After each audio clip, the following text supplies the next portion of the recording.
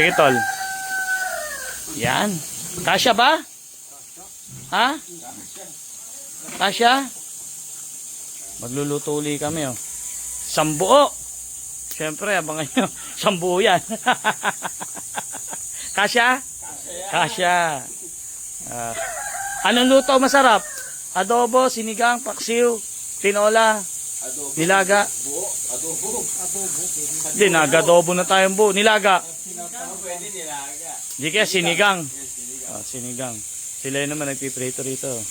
Ang ulam namin ngayong tanghali. Pero yun mamaya, ulam pang hapunan. Saka pambukas sa mga kapatid natin katutubo.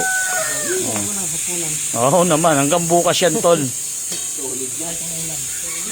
Ayan, kain muna tayo. Kung isang buong baboy na to sa isang pamilya, naku po, isang buwan yan. Ano yan 71 kilos. Ayaw, hanggang bukas yan. 71 kilos po. Kaya marami ang makakain. Kung 71 kilos sa tagi 1 kilo, kung tagi 1 kilo lang sa luto, 50 kilos mo na lang yan. Di 15 pamilya. Bawat pamilya, ilan ba miyembro? Di ba, merong minsan 10 ang miyembro. Ganun talaga, pagkakasyahin lang. Pero hindi lang, iba-ibang sitio, syempre. Pero ngayon kasi nakatutok ako.